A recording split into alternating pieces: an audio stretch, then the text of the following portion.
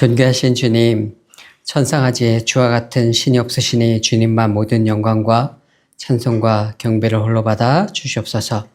주님 종들이 주님의 전 앞에 나와 머리를 조아리며 하나님 우리의 삶을 다시 한번 주님 앞에 드리며 살아계신 하나님 한 분만을 예배하기를 다시 한번 주님 앞에 고백하며 나아오니 주님 은혜와 긍휼을 베풀어 주시고 이 시간 종들을 한 사람 한 사람의 심령 가운데 필요한 주의 말씀으로 한 사람 한 사람의 심령 가운데 주님 계시의 영으로 임하시고 먹여 주시옵소서. 주님 난리와 난리의 소문이 가득하며 나라 가운데 전쟁의 소문이 가득하며 하나님 모든 위기의 소문들이 주님 예수님께서 이 땅에 계실 때에 제자들에게 말씀하셨던 마지막 때에 임할 그 환난과 난리와 난리의 소문이 가득한 것과 같은 그러한 시기가 점점 다가오는 것만 같은 이 시대 가운데 하나님 주의 종들이 하나님 이 시대를 분별하게 하여 주시옵시고 오직 기도하며 깨어 주의 성령의 음성을 들음으로 말미암아 주께서 하시는 주의 음성을 듣게 하여 주시옵시고 이 시대 가운데 주의 성령의 음성을 듣고 주의 뜻을 분별하여 주님의 뜻에 순종하며 하나님 이 시대 각자에게 부으시는 하나님의 그 부르심의 자리 가운데 서서 100% 순종하며 인생 가운데 우리 각자의 인생 가운데 주께서 맡기시는 그 사명들을 온전히 감당하는 자리에 설 수 있도록 주님 한 사람 한 사람 인도하여 주시옵소서.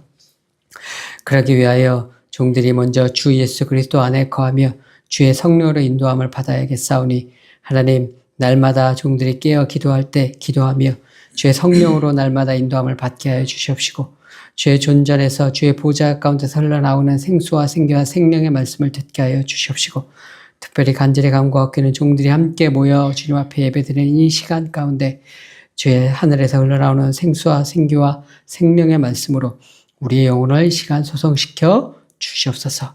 주님 앞에 이 시간을 예배드리오며 우리 주 예수 그리스도의 이름으로 기도드렸습니다. 오늘 함께 읽은 로마서의 말씀은 바울이 이제 로마 교회에 보낸 편지입니다. 근데 이제 로마의 교회가 언제 세워졌냐 하는 걸 우리가 잘 정확하게 알지를 못합니다. 이제 바울이 갈라디아 교회라든가 고린도 교회라든가 에베소 교회라든가 이런 곳에 이제 바울이 세운 걸 우리가 정확하게 알지만 로마의 교회는 언제 세워졌는지 우리가 잘 알지 못합니다. 아마도 오순절에 성령 강림이 있었을 때에 그때 베드로가 오순절 성령 강림과 설교를 할 때 있었던 천하 만국에서 온 사람들 중에 로마에서부터 온 사람들이 사도행전 2장에 보게 되면 있었습니다. 그 사람들이 그때 베드로의 설교를 듣고 돌아가서 예수 그리스도를 증거하면서부터 시작이 되어지지 않았을까라고 우리가 추측을 할 뿐입니다. 근데 이제 로마 교회가 좀 시작이 될 때 회당에서 시작이 됐단 말이에요. 유대인들이 모이는 곳에서 우리가 기다리던 메시아가 예수님이래라고 이제 사람들이 믿기 시작을 했습니다. 근데 거기에는 회당에는 이방인들도 이제 유대인들이 믿는 하나님이 참신인 것 같다라고 해서 이제 이방인들도 와서 그 예배에 이제 준회원처럼 해서 이제 참석을 이제 했단 말이죠. 그래서 회당에서 예배를 드리면 그 교회 이제 그 예수님을 믿으니까 교회가 됐는데 거기에 유대인들이 주축이 되어지고 이방인들은 이제 부가 되어지는 형태의 이제 교회였던 거죠. 그러다가 서기 49년도에 클라우디우스 황제가 유대인들을 로마에서 다 이제 쫓아내는 칙령을 내린 적이 있습니다. 그래서 유대인들은 전부 다 로마에서 쫓겨나게 됩니다. 그러니까 이 교회에 유대인들이 하나도 없고 이방인들만 남게 된 거죠. 이방인들만 남아서 이방인들이 이제 교회를 이제 하게 되는데 근데 5년 정도 지난 다음에 클라우디우스 황제가 죽게 됩니다. 그래서 54년도에 클라우디우스 황제가 죽게 되니까 그 사람이 선포했던 이제 그 유대인 추방령이 이제 폐지가 돼서 유대인들이 다시 로마로 돌아올 수가 있게 됩니다. 근데 유대인들이 로마로 다시 근데 다 돌아오지 않았겠죠. 왜냐면은 새로 딴 곳에 가서 딴 곳에서 정착을 했을 테니까요. 그러니까 소수의 사람들만 돌아왔으니까 이 사람도 다시 교회를 왔는데 이제 교회의 주축이 이방인들은 많이 늘어났고 이방인들은 다수가 됐고 유대인들은 교회에 오히려 소수가 된 형태의 이제 교회로 이제 교회의 형태가 바뀌어 버린 겁니다. 그랬는데 이 유대인들과 이방인들 사이에 이제 그 음악교회 분란이 생긴 거죠. 왜냐하면은 유대인들이 보니까 자기네들이 와서 보니까 이방인들이 예배를 드리고 이제 있는데 율법을 안 지킨단 말이죠. 그죠? 음식 먹는 것도 제대로 안 지키고 절기도 제대로 안 지키고 이러니까 유대인들은 너희들이 왜 이렇게 율법도 안 지키면서 무슨 신앙생활을 한다고 그러냐? 이렇게 유대인들은 이렇게 이 사람들 자꾸 판단을 하게 되고 이방인들이 보기에는 자기네가 보기에는 뭐 그거 그렇게 중요한 문제도 아닌 것 같은데 보니까 유대인들은 지금 몇 명 믿는 사람도 몇 명 없고 유대인들은 절대 예수님을 제대로 다 믿지도 않고 아주 소수의 사람들만 예수님을 믿고 있고 그런데 시시콜콜 별로 중요하지도 않은 문제 가지고 이 사람들은 자꾸 신앙이 좋네 안 좋네 자꾸 따지고 이러니까 서로 간에 이제 분란이 일어났단 말이죠. 그런 분란이 일어난 로마 교회에 바울이 편지를 한 게 이제 로마서입니다. 근데 그 로마서 1장에서 4장까지 바울이 얘기하고자 하는 바를 딱 한마디로 하면은 뭐냐면은 유대인이나 이방인이나 모두 다 죄인이다. 이겁니다. 그래서 1장은 자세히 읽어보게 되면은 주로 이방인 성도들에게 주로 얘기를 합니다. 이방인 성도들에게 너희가 그리스도 밖에 있을 때 이방인들은 어떠냐? 너희는 우상 숭배하는 자들이고 시기와 악독과 분냄과 이런 것들이 가득하고 남색하는 자들이었고 술 취함과 방탕함이 있는 자들이었고 이런 사람이지 않느냐. 너희는 죄인이다. 그게 로마서 1장의 주제입니다. 2장은 주로 바울이 유대인 성도들에게 하는 얘기입니다. 너희가 율법이 있다고 자랑하고 율법이 있다고 자꾸 판단을 하는데 율법은 그 율법을 다 행해야지만 의롭게 되는 건데 너희는 제대로 율법을 행하지도 않으면서 뭐 자꾸 다른 사람들 자꾸 율법 안 지킨다고 그렇게 판단하고 하느냐. 너희도 똑같이 죄인이다. 그 율법에 비추어 봐도 너희도 똑같이 죄인이다. 그러니까 1장은 이방인에게 너희가 죄인이다. 2장은 유대인들에게 너희도 죄인이다. 그래서 3장에서 결론을 내기를 똑같이 너희는 이방인이나 유대인이나 율법이 있든 없든 상관없이 둘 다 똑같이 다 죄인이다. 그래 바울이 1장에서 4장까지 하는 이야기가 우리 모든 인간은 다 죄인이다. 라고 이제 이야기를 하는 겁니다. 그래서 모든 사람이 죄를 범하였다. 모든 사람이 다 죄인이다. 이 이야기를 바울이 로마서 초반부에 하는데요. 우리가 교회에서 우리 모든 사람들이 다 죄인이다. 이런 얘기를 하게 되면은 그거를 우리 성도들은 그거를 이제 교회 다니시는 분들은 이제 받아들이지만 교회를 안 다니시는 분들은 이 얘기를 받아들이기가 참 쉬운 문제가 아니죠. 그죠? 제가 얼마 전에 페이스북에서 어떤 글을 봤는데 어떤 분이 자기가 교회를 다니다가 자기 아들이 12살 때 교회에서 그 사람은 다 죄인이다 이 얘기를 듣고 교회를 그때부터 안 나가기 시작했대요. 지금 그 아들이 다 성인이 돼서 기자가 됐는데 12살 때 좀 똑똑한 친구였던 것 같아요. 12살 때 그랬다 보니까 모든 사람은 죄인이다 이거에 거부감을 느껴서 왜 사람을 죄인이라고 하냐 거부감을 느껴서 이제 교회를 안 나갔다는 거예요. 그러면서 그분이 이제 그 얘기 쓰시면서 그렇게 이렇게 쓰셨어요. 제가 그분의 그 SNS에 쓰신 글을 보니까 원죄라는 프레임으로 겁박하는 종교는 진부하다. 교회 적응이 쉽지 않아 지난번엔 도봉산 원통사 법회에 참석하다가 오늘은 동네 교회에서 예배를 드렸다. 그러니까 이분 같은 경우는 종교란 좋은 것이라고 생각하시는 것 같아요. 하지만 죄인이다. 모든 사람을 죄인이다라고 이렇게 겁박하는 종교는 옳지 않다. 그래서 자기는 마음에 드는 날 어떤 날은 절에 가서 평안을 유지하고 어떤 날은 뭐 동네 교회 가서도 예배도 드리고 이제 이러시는 것 같아요. 그러니까 이 글을 보면서 제가 느낀 게 사람들이 우리 모두가 다 죄인이다라는 이 말들을 사람들이 참 받아들이기가 어렵고 힘들구나라는 것들을 제가 이제 좀 깨닫게 됐습니다. 그런데 이거 사람들이 좋아할 말이 아니라는 걸 바울도 알잖아요. 그죠?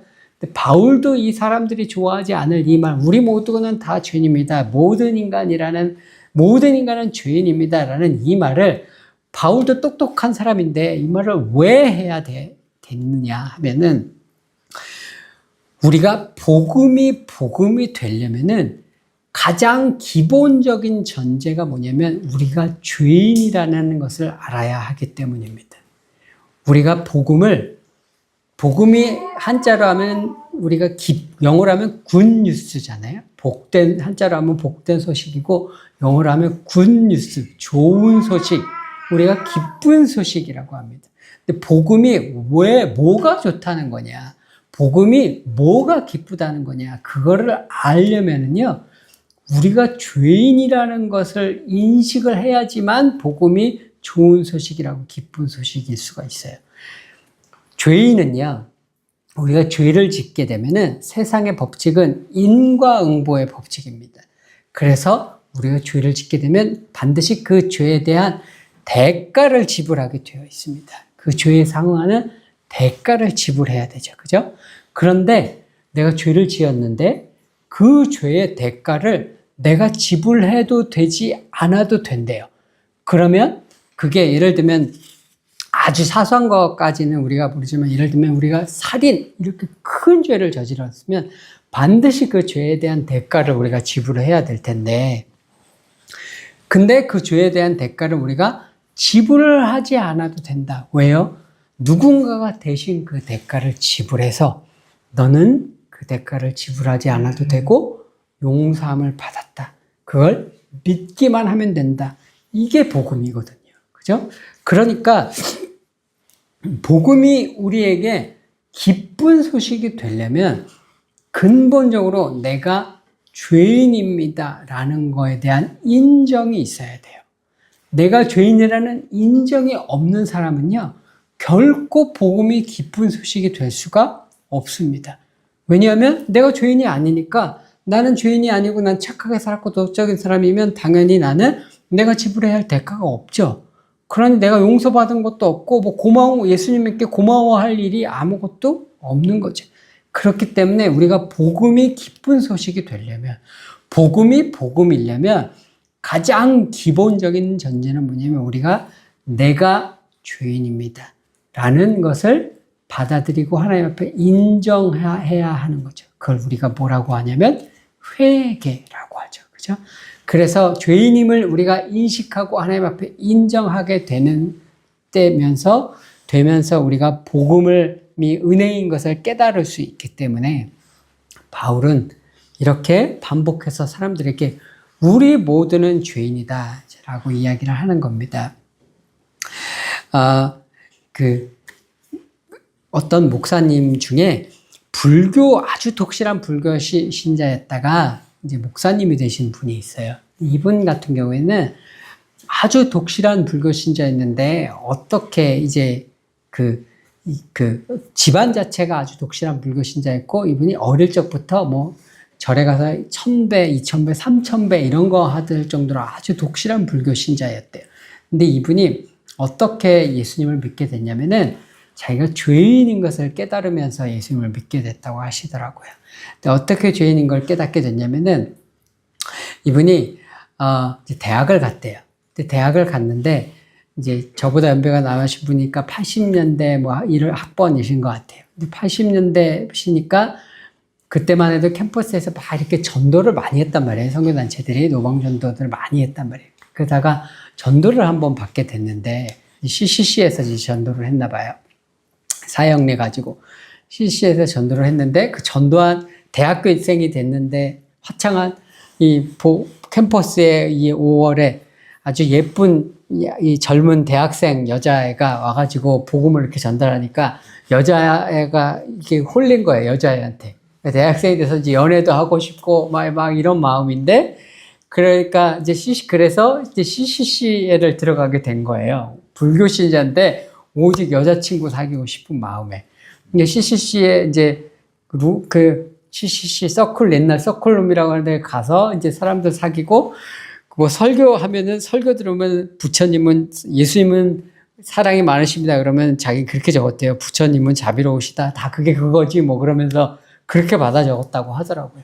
근데 그렇게 했는데 CCC에서 이제 전도받고 얼마 있다가 이제 곧 방학할 때가 돼서 여름 수련회를 이제 하게 되는데, CCC 전국 수련회 하면은 CCC는 여름방학 때 보통 전국 수련을 했단 말이에요. 그럼 전국에 있는 대학생들 다 모여서 한 10,000명씩 모였단 말이에요. 그러면 10,000명의 전국 대학생이 온다. 이제 그런 얘기를 들은 거예요. 그랬더니 10,000명이면 그 중에 절반은 여자일 테니까 5,000명의 젊은 대학생 여자애들이 모인다는 건데, 거기 가서 여자친구를 내가 사귀어야 되겠다는 생각으로 수련회를 가겠다고 이제 신청을 했대요. 그래가지고 여름에 이제 전국 수련회를 갔는데, 첫날부터 못 있겠더래요. 도저히 적응이 안 돼서. 이제 독실한 불교 신자였으니까 교회 수련회가 그게 어떻게 적응이 되겠어요. 뭔 소리 하는지도 모르겠고, 뭐 들리지도 않고, 해가지고 못 있게 이틀째 됐는데, 못 있겠더래요. 그래가지고, 그냥 가겠다고 했대요. 자기들이 도저히 못 있겠다. 그래서 가겠다고 했는데, 초신자고 하니, 이제 사람들이 막 붙들었겠죠. 붙들었고, 이제 붙들고 막 기도하고 막, 그러니까 사람들이 붙들고 기도하고 그러니까 3박 4일인데 내일 하루만 어떻게 더 버티면은, 하루만 더 버티면은 그냥 되는데, 사람들도 또 저렇게 붙들고 하는데 그냥 하루만 더 버티자. 그러고 집회는 안 들어가고 산에 가서 개울가에 가서 혼자 이렇게 놀고 밥 먹을 때만 되면 내려와서 밥 먹고 자고, 그 다음 날도 아침, 점심, 저녁 집회 있는데 내내 혼자 산에 가서 이따 밥 먹을 때만 내려서 밥을 먹었대요. 그러다가 3일째 되는 날 저녁 집회가 있는데, 이 저녁 집회에 오늘 이거가 끝나면 자고 이제 내일 가니까 마지막이니까 이거는 한번 들어보자. 마지막이니까 요거 하나는. 그리고 이제 집회를 참석을 하셨답니다. 집회를 참석을 했는데,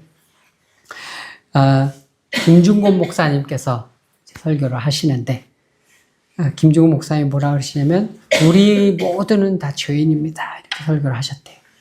우리 모두는 다 죄인입니다. 미스 코리아는 예쁜 죄인일 뿐입니다. 박사하고 있는 사람들은 똑똑한 죄인일 뿐입니다.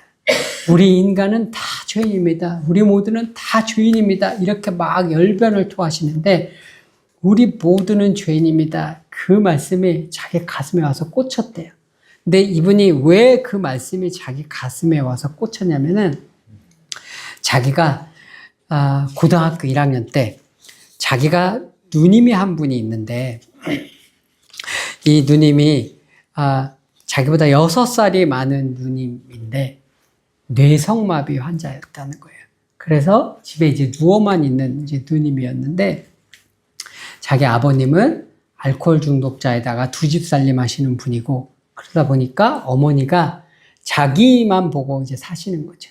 그러니까 이제 어머니한테는 늘 착한 아들이 돼야겠다고 생각을, 이제 어머니는 자기만 바라보고 사니까 어머니한테는 걱정을 끼쳐드리지 않으려고 애를 쓰는데, 자기는 늘 이제 어릴 적부터 밖에 나가서 놀고 싶은데도 늘 그 뇌성마비로 있는 누나를 이렇게 돌봐야 되고, 놀고 싶어도 나가서 놀지도 못하고, 막 내 친구들 데리고 와서 놀고 싶은데 이 뇌성마비로 누워있는 누나 때문에 친구도 못 되고, 그게 사춘기 때가 되니까 이게 이 누나가 너무 미운 거예요.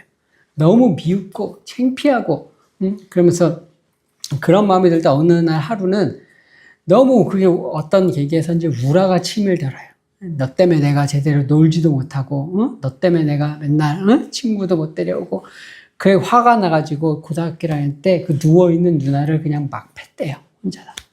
그 누워있는 뇌성마비의 누나, 말도 못하는 누나를 그냥 막 팼답니다. 패놓고는 저녁에 어머니가 오실 때가 되니까 늘 착한 아들처럼 누나를 싹 씻기고 옷 싹 다 갈아입히고, 그리고 딱 놓고, 그러니까 어머니는 모르시고 말을 못했다고 그래요, 누나가. 그러니까 완전 범죄인 거죠. 아무도 몰라, 이건. 누나 말도 못하니까 얘기할 수도 없고. 그러니까 자기가 완전 범죄를 그때 저지른 적이 있는데, 그건 자기밖에 모르고 아무도 모르는 그 완전 범죄가, 그랬는데 몇 년 있다가, 3년인가 있다가 그 누나가 죽었대요. 그래서 3년 있다가 그 누나가 죽고, 그리고 이따 얼마 있다가 이제 이분이 이제 대학생이 된 거죠. 수련회 와서 임중근 목사님이 우리 모두는 죄인입니다. 모든 사람은 다 죄인입니다. 그 얘기를 하시는데 고등학교 1학년 때 그 방에서 혼자 그 누나를 막 주먹으로 때렸던 자기의 모습이 떠오르면서 내가 정말 죄인이라는 생각에 그게 가슴을 찌르고 이제 그 가슴 하나님께서 이제 가슴 가운데 역사를 하신 거죠. 그러면서 내가 죄인입니다라는 고백이 터져 나온 거죠. 그런데 자기가 그 머리를 막 땅바닥에 받으면서 그때 무슨 생각을 했냐면 하나님, 내가 이 죄는 씻을 방법이 없어요. 하나님, 우리 누나는 이미 죽었거든요.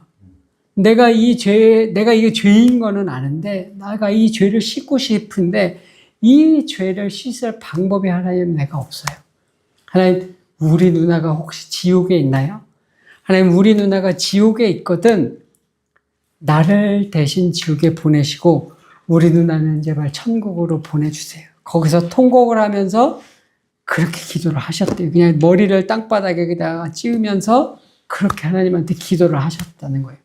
그랬는데 그때 김중고 목사님이 뭐라고 얘기를 하시면 우리 모두는 죄인입니다, 여러분.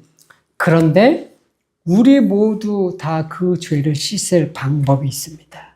이렇게 말씀하시더라는 거예요. 우리의 죄를 씻을 방법이 우리가 치러야 할 그 죄의 대가를 대신 지불하신 분이 있습니다, 여러분. 그분이 바로 예수 그리스도이십니다. 그분이 십자가에서 죽으시면서 우리의 모든 죄의 대가를 지불하셨습니다. 우리가 우리의 대가를 지불하셨다는 것을 믿기만 한다면 우리의 모든 허물과 죄를 하나님께서 용서해 주십니다. 그 말이 이분에게 복음이었던 거죠. 기쁜 소식이었던 거죠. 너무나 좋은 소식, 굿 뉴스였던 거죠.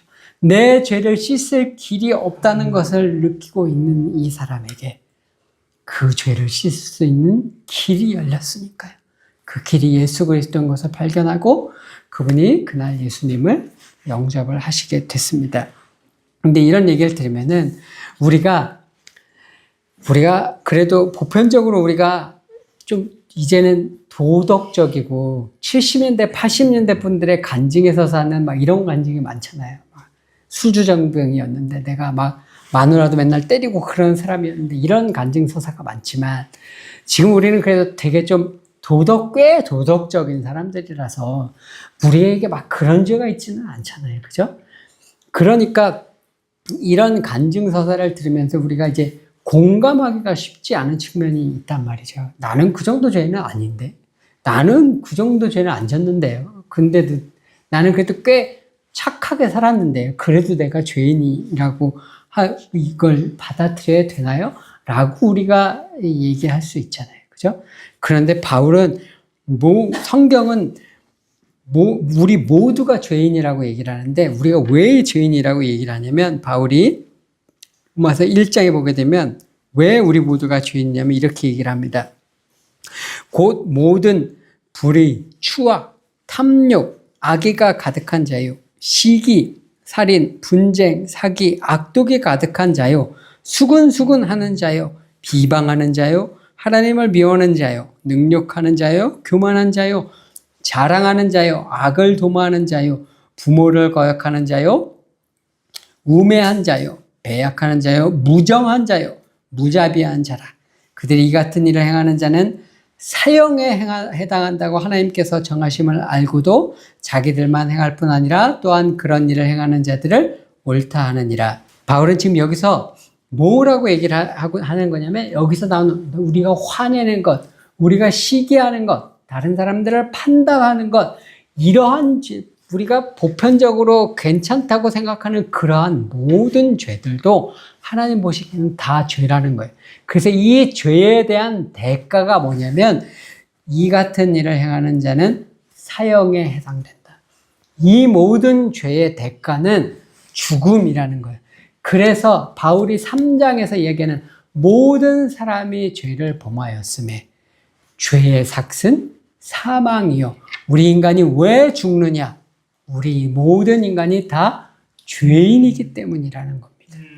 그래서 우리 모두는 구원이 필요한 것이고 복음이 필요한 것이다라고 바울이 이 이야기를 하는 거죠. 그러면 첫째, 우리가 복음이 기쁜 소식이 되려면 우리가 죄인인 것을 인정을 해야 돼요. 그러면 죄인인 것을 우리가 인정을 하잖아요. 그러면 이제 복음이 완전히 복음이 될 수 있는데, 그런데 우리가 또 복음이 완전한 복음이 되어지려면 또 믿어야 하는 것이 하나가 있습니다. 그건 뭐냐면 예수님의 은혜가 완전한 은혜, 예수님의 은혜가 100%의 은혜라는 것을 믿어야 하는 거예요. 이건 무슨 말이냐면 우리가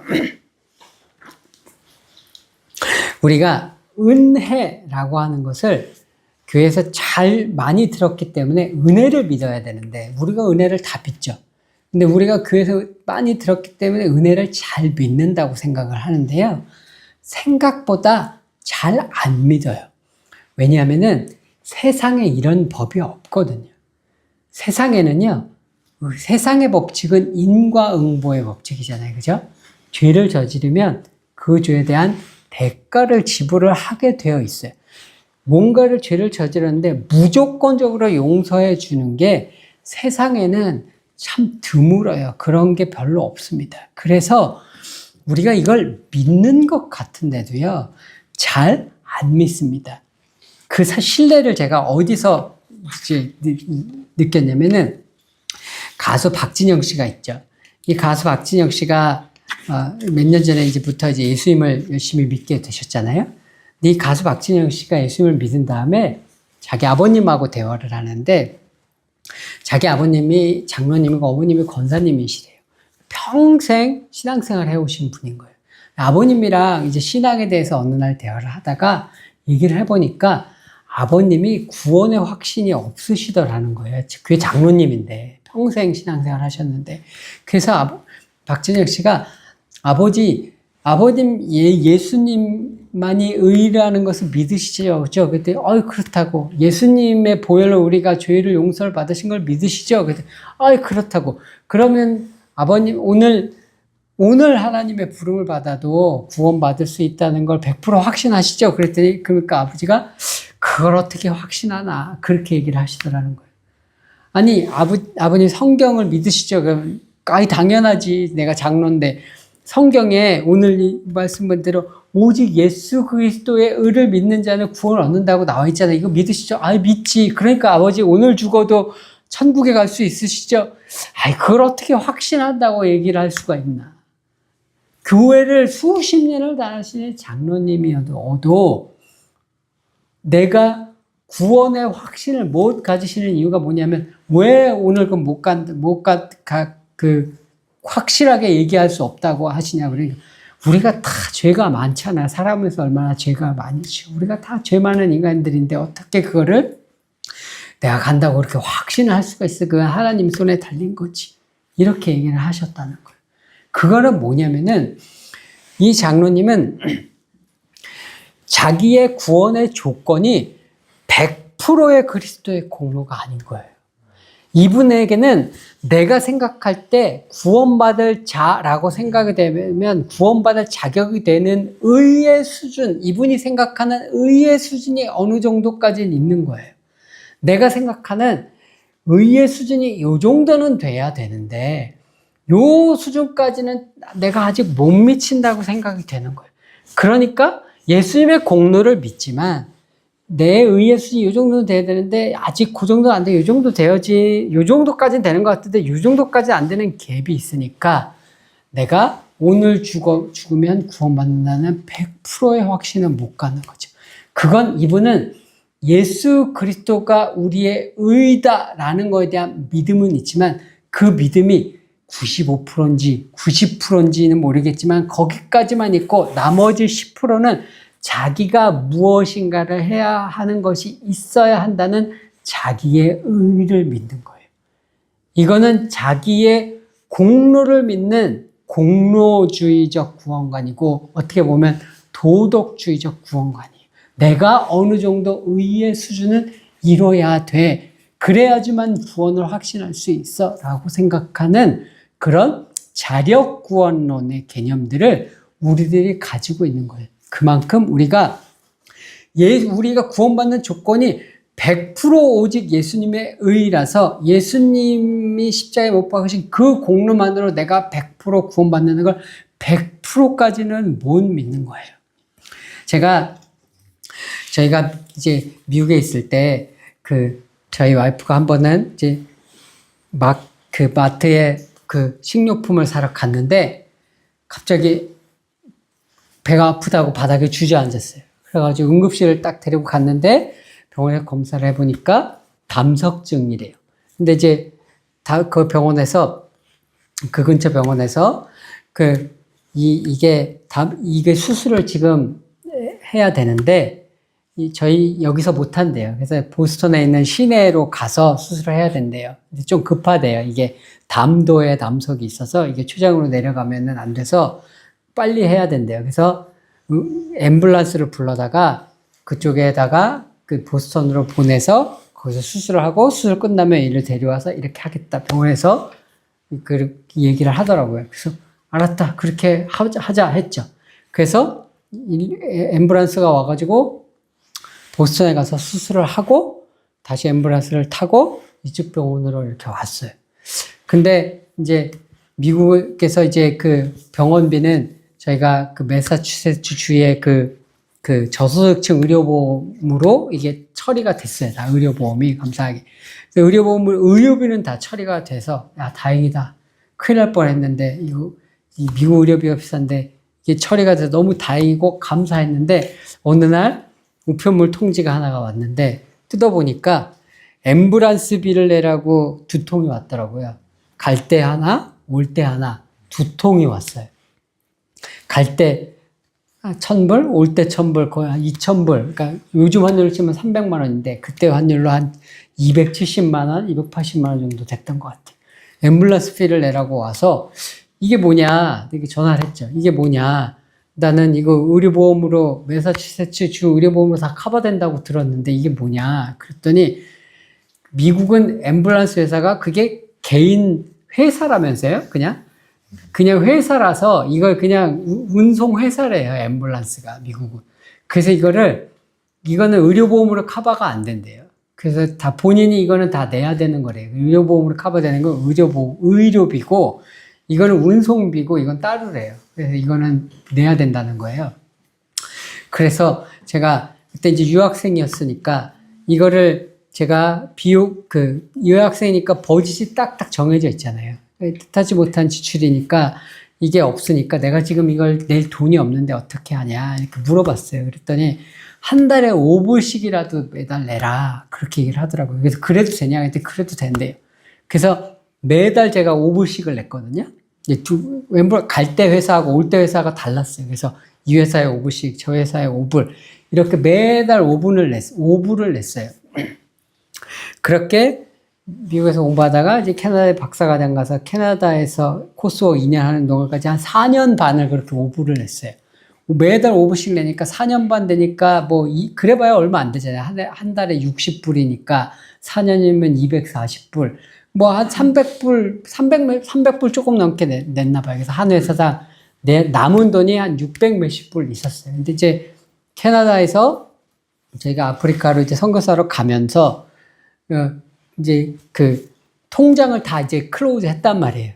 그러니까 이제 그때부터는 이제 못 냈죠. 매달 5불씩 내던 걸 못 냈죠. 근데 한 회사당 제가 내야 될 돈이 600 몇십 불씩이 있었단 말이에요.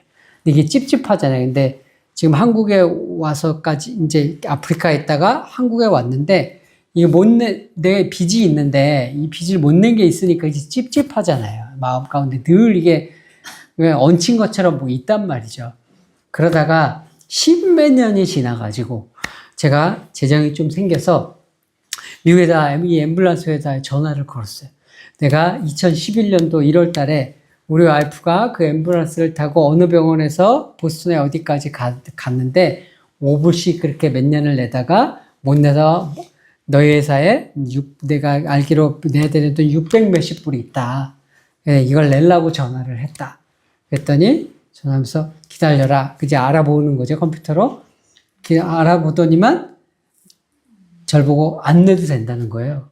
그래서 제가 뭐라 했냐면, 뭐라고? I'm sorry? 그랬어요. 이제 다시 얘기해달라는 거죠. 뭐라고? 그랬더니 안 내도 된다고. 그래서 뭔 말이지 싶은 거예요. 그래서 왜? 그게 무슨 말이야? 물어봤죠. 그랬더니 탕감이 됐다는 거예요. 그러니까 이게 미국 같은 경우는 어떤 사람들이 도네이션을 하면은 저소득층이나 이런 데도 도네이션으로 이런 것들을 이렇게 무상으로 도네이션해서 못 내는 사람들 거를 탕감해주는 막 이런 제도들이 있는 거예요. 그래서 이게 탕감이 됐다는 거예요. 그게, 근데 제가 안 믿어지니까, 이게 안 믿어지니까 뭐라고? 왜? 뭐라고요? 왜요? 그게 무슨 말이에요? 계속 물어보는 거예요. 그러니까 내가 이 사람이 말하는 거를 알아들었단 말이에요, 분명히. 이해했냐라고 하면 분명히 이해했단 말이에요. 제가 영어지만 영어를 그 정도는 알아듣는단 말이에요, 제가. 분명히 머리로 이해했고 분명히 알아들었는데 제가 뭐라고? 무슨 말이에요? 왜? 계속 반복해서 물었단 말이에요. 왜 제가 그 말을 반복해서 물어요? 안 믿어지니까요. 머리로는 분명히 이해를 했단 말이에요. 머리로는 이해를 했는데 안 내도 된다는 말 이해했는데 이게 왜 안 내도 된다는 건지 납득이 안 되니까 그게 안 믿어지니까 계속해서 반복해서 물어보게 되는 거란 말이에요. 이거는 은혜잖아요. 그죠? 누군가가 대신 그 대가를 지불해서 나는 거저받은 은혜를 누리면 된다라는 이야기인데 거저받는 은혜라는 걸 도무지 세상에서 우리가 경험해 본 적이 없다 보니 한국에서 어떤 시스템들이 이렇게 누가 빚진 걸 대신 탕감해줘서 이런 걸 경험해 본 적이 없다 보니 믿어지지가 않는 거예요. 그러니 계속해서 물어보는 거죠. 이게 100%의 은혜를 믿는 거죠. 오직 예수 그리스도께서 다 지불을 하셔서 당신은 지불할 것이 없습니다. 당신이 무엇을 해야 하는 것이 없습니다. 당신이 어느 수준에 이르러야 하는 선을 쌓아야 하고 공덕을 쌓아야 하는 것이 아무것도 없습니다. 그저 예수님이 지불하셨다고 믿으면 됩니다. 그 오직 예수님께서 지불하셨다는 믿는 믿음, 그게 뭐예요? 그게 완전하신 은혜, 그게 완전하신 예수 그리스도의 의, 100% 예수 그리스도의 공로, 100%의 은혜, 완전하신 예수 그리스도의 은혜, 완전하신 은혜, 완전하신 하나님의 의, 나의 의는 오직 예수 그리스도의 의뿐입니다. 그 자리에 서는 것, 그걸 우리가 늘 찬양할 때 부르는 오직 예수, 그 자리에 서는 것이 오직 예수입니다. 제가 이번 주에 설교 준비를 다른 걸 했었어요. 그런데 어떤 위에서인지 하나님께서 제 마음 10년 가운데 그런 마음을 주셨습니다. 복음을 전해라, 이런 말씀을 주셨어요. 그래서 제 마음 가운데 하나님, 복음은 다들 아실 텐데요. 제가 전하지 않아도 다들 아실 것 같은데요. 교회 생활 다들 수십 년씩 하신 분들이고 그런데도 하나님께서 복음을 전해라 라는 마음을 주셔서 제가 오늘 어떻게 보면 우리가 다 알고 있고 수십 년씩 들어서 더 이상 드릴 필요가 없는 복음의 기초라고 할 수 있는 이 복음의 기초가 되는 이야기들을 우리가 여러분 함께 나누게 되었습니다. 우리 모두가 하나님 앞에서 죄인입니다. 그리고 그 죄의 값은 모두 예수 그리스도께서 지불하신 은혜를, 그 믿는 믿음을 가지면 우리가 그 은혜를 누리고 구원의 은혜를 누리는 삶을 살게 됩니다. 그리고 이 구원의 은혜를 우리가 누리게 될 때 나도 그렇게 거저 죄의 용서와 은혜를 받았으니 다른 사람들을 향해서도 누군가 나에게 잘못한 사람에게 그 죄값을 묻지 않고 용서의 은혜를 베푸는 삶을 사는 것, 그게 복음을 증거하는 삶을 사는 것입니다. 그래서 우리가 오늘 새롭게 이 화창한 봄날에 복음을 새롭게 하면서 이 복음의 환한 빛과 같은 이 은혜가 우리를 감싸고 우리의 삶을 감싸서 정말 이 복음의 은혜를 온 세상 가운데 다시 한번 증거하는 복음의 은혜를 날마다 누릴 뿐만 아니라 우리 주변 가운데 복음의 은혜와 향기를 증거하시는 그런 삶을 사시는 저와 여러분 모두가 되시기를 예수님의 이름으로 축원드립니다. 우리 이 시간에 잠시 기도드리도록 하겠습니다. 주님, 제가 주님 앞에 죄인임을 고백드립니다. 주님, 우리의 감추어지고 숨겨진 모든 죄악들을 주님 앞에 낱낱이 고백드리고, 주님, 제가 주님 앞에 죄인임을 고백드립니다. 주께서 말씀하시는 것처럼 시기한 것과 화내는 것들과 다른 사람을 미워했던 것들과 그 모든 것들이 주님 앞에 죽을 수밖에 없는 죄인인 것을 주님 앞에 고백드리오니 주님, 우리의 죄악들을 주님 용서하여 주시옵소서. 그리고 다시 한번 우리의 믿음을 주님 앞에 고백드립니다. 오직 우리의 의는 예수 그리스도 뿐이신 것을 주님 앞에 다시 고백드립니다. 내가 잘해서 구원받는 것이 아니라 나의 공로가 있어서 1%라도 있어서 구원받는 것이 아니라 나의 의는 오직 예수 그리스도 뿐이십니다. 100% 주님의 은혜, 완전하신 은혜만이 나의 구원의 통로입니다. 우리 주님 앞에 믿음으로 주께서 주신 그 은혜를 누리며 또 그 내가 받은 은혜를 다른 사람들에게 죄값을 묻지 않고 용서의 은혜를 베푸는 삶을 살 수 있는 그런 복음을 증거하는 자 되어지게 하여 주시옵소서. 우리 고백하며 주님 앞에 나아가도록 하겠습니다.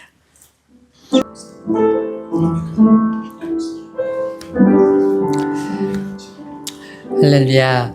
주님 앞에 모든 영광과 찬송과 경배를 올려드립니다.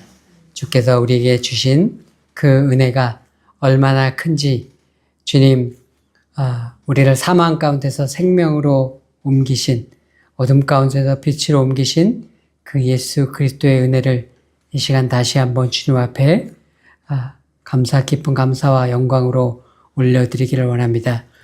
주님, 우리 안에 소홀하게 여겼던 그 모든 작은 죄들도 주님 앞에 낱낱이 고백하며 주님 앞에 진정한 죄인으로 서게 하여 주시옵소서. 그러나 주님, 우리가 죄로 인해 슬퍼하는 자리가 아니라 예수 그리스도가 우리의 의인 것을 믿는 믿음 때문으로 말미암아 주님 복음의 기쁨을 날마다 누리는 은혜 가운데 거하게 하여 주시옵소서. 그리고 우리 안에 있는 이 은혜를 누리는 그 기쁨들로 말미암아 우리 주변에 있는 이들이 우리의 그 복음의 향기와 은혜를 누리게 하여 주시옵소서. 우리에게 잘못하는 그 많은 사람들에게도 주님 그 예수 그리스도께서 우리의 죄에 대해 죄값을 묻지 않으셨던 것과 같이 우리도 예수 그리스도를 따라 그들의 죄값을 묻지 않으며 주님 복음을 증거하는 복음의 향기를 증거하는 삶을 살아가는 저희들 되어질 수 있도록 축복하여 주시옵소서. 감사드리고 우리 주 예수 그리스도의 이름으로 기도드렸습니다.